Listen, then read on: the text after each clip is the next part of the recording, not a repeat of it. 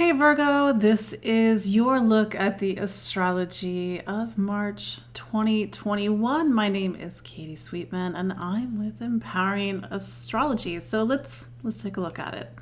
So this month you are coming off of a lot of planets that have been hanging out in Aquarius. Now Aquarius, I mentioned this trying to create some continuity. Aquarius is your sign of health and wellness, taking care of your body, making changes to how you eat or how you organize your day. It's important to know that you're in a bigger period of time where it is about sort of the minutia of your physical life. How do you get everything organized and on track and on schedule? So there's still a little bit of that remaining as you step into March, because Mercury, your planet, is still in Aquarius. It did this retrograde during February. So even though Mercury came out of retrograde on February 20th, you're sort of retracing your steps for the first 2 weeks of March. So on one hand, you're sort of wrapping up some old story. You're sort of taking a second look at your physical life, how you take care of your body, the foods you eat, the things that you do, the work and the obligations and duties that you have. Nevertheless, it's Pisces season for most of March. So the sun has moved into Pisces. It moved into Pisces at the end of February, but for you, Virgo, Pisces is your relationship sign. So this is your time in your zodiac calendar to focus on other people. How do you not just take care of yourself, because Virgo is in your sign of health, or sorry, not Virgo, Mercury is in your sign of health and wellness right now, but how do you sort of be of service to other people? And that's, to be fair, that's what you do best, Virgo. We just got to make sure everything is balanced, that you're not over serving, you're not over giving to other people. So this month, it's sort of major focus on your relationships, your partnerships. How do you interact and socialize with other people? That said, Mars moves into Gemini on March 3rd. And for you, Gemini is the top of your chart. It's about career. It's about the role that you play in the world, the title after your name, your ambitions, the direction that you take your life in. Now, let's not forget that we were having eclipses in this part of your chart back on November 30th. So when Mars gets into this part of the chart, it sort of activates this eclipse story. So you may see changes in your professional life. Even maybe you've already seen changes in your professional life since the end of last year. Maybe the eclipses happened and nothing happened, and then here we are, a couple of months later, and Mars is an activator. Mars makes things happen. Maybe you realized back at the end of the year that you do want to make a change in your professional life. You do want to get a new position or a new job or take things in a new direction. So Mars is the power and the motivation to do so.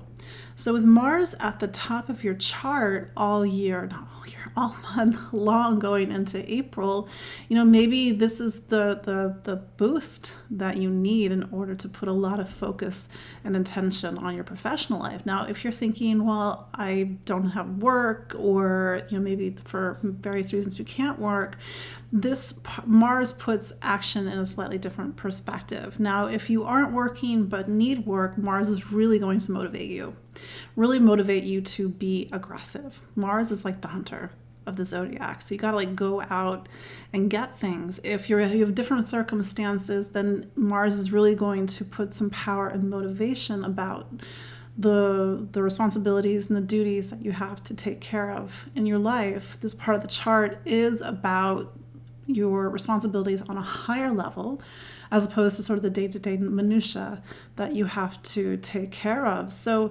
this might be a big month because Mars is kind of not just tinging on, that's the word in English, not just hitting on these eclipse degrees, but it's kind of making something called, these cardinal signs in your chart. So it's a new season for you, Virgo. On March 13th, we have a Pisces new moon. The new moons, new beginnings, new chapters. So this new moon is about relationships, all types of relationships, not just romantic relationships. But with Jupiter, the ruler of the new moon over in Aquarius, there's that sign. How do you create more balance and equity in your relationships? Is there a dynamic where you're doing all the work and somebody else isn't? Or you need somebody to take care of you, or there's something that, sort of this power dynamic or this balance in relationships is unfolding. I sort of tell people, like, you can be of service to people, but you can't be a servant to people. So kind of keep that in mind in case that's relevant to you. And maybe to some, degree, it's like maybe the highest act of love and compassion that one can show for somebody is truly being of selfless service to somebody else. It doesn't have to be, of course, in a negative light. I mean, I think that Pisces is a very big-hearted, compassionate sign. It wants to help people, it wants to be altruistic. So maybe, Virgo, this is your shot to sort of be altruistic. I do make this point because there is a lot of Neptune involved with this new moon, and Venus is going to be conjunct Neptune. When Neptune is involved, Neptune's a very spiritual influence. Now, on the highest level, Neptune can mean that somebody comes into our life, or there's a situation where we have to be selfless. We have to show a lot of love and compassion. There is an almost fantasy-like veneer over something. Maybe it does feel like, the movies, or somebody is kind of sweeping in and rescuing you. But Neptune can also mean that there is a veneer, just as I was saying. It's not truth. It's something that we want to see, sort of the rose-colored glasses versus what is reality. I think Jupiter in Aquarius, especially, it's sort of close to Saturn, sort of not close to Saturn in Aquarius. Maybe this new moon is sort of cutting through some illusions, maybe asking you to sort of take off your rose-colored glasses with people and see things for real. It doesn't mean you can't be compassionate, but again, like, don't sacrifice yourself. Don't let it be a negative sacrifice.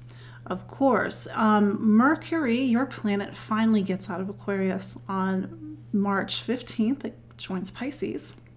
So you're entering a period that takes you into the beginning of April, where it's more about other people than about you.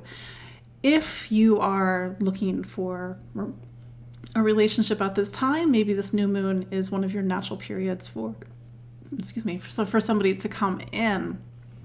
Maybe to an earlier point, you have to just make sure that you're not sort of getting caught up with the fantasy or the romance, sort of getting swept off your feet and, kind of seeing, okay, so what's real, what's not real. The other thing that's happening this month is that, the sun goes into Aries on March 20th. It leaves Pisces just right after the Pisces new moon, a few days, and then it goes into Aries. Now, Aries marks the start of the astrological year. Aries is the first sign of the zodiac, and so it's a time of new beginnings, fresh starts, kind of green shoots. Astrology is very northern hemisphere biased, so it's the start of spring here, but I know for our friends down in Australia, New Zealand, and even South Africa, this is the start of autumn for you. Aries is what's called your eighth sign. Now, the eighth sign is the sign where you have to go and face yourself. It's a deeply psychological sign. It's a sign that talks about vulnerability, power, controls, the shadow. You're like, that's terrible. But I say this is Scorpio. So there's a part of your chart and everybody's chart, it's called the eighth sign, the eighth room, so as I like to call it. We have to go through it. It is the necessary step in our growth and our evolution. So every time something goes into Aries, whether it's the sun in Aries or Venus in Aries, Venus will go into Aries on March 21st, it is our time to go into the deepest parts of ourselves. It is time to face our fears. It is time to get uncomfortable. And that's Aries season for you. And there's a time of new beginnings kind of wrapped up in this. And maybe you're looking at some of these deeper power dynamics. This part of your astrology also does talk about money, finance, assets, the resources you have with a partner, even debts and taxes. So of course, it's coming up on tax season, so maybe you're kind of focusing on your finances and what have you. Speaking of money, as we get to the end of the month, March 18th, where's that come from? March 28th, there's going to be a full moon in Libra. So for you, Virgo, Libra is your second sign. Second sign talks about money, it talks about income, how you earn a living, the things, the money, the stuff, the food, the resources that you need in order to feel safe and secure in this world. So how do you start to create some material stability in your life? Full moons sort of demand attention. They sort of are these points where we, see things in full light. We have to take action. We have to make a decision. So maybe you're having to make a decision about your wallet, or make a decision about how you earn a living, or even make a decision about value and self-worth, the value of your time, your money, the value of you, currency. So with Venus, the ruler of this full moon over in, the 8th room, it's in Aries, you're going to maybe feel a lot of deep emotions around safety, trust, stability. Do I have enough? Can I take care of myself? Can I take care of my family?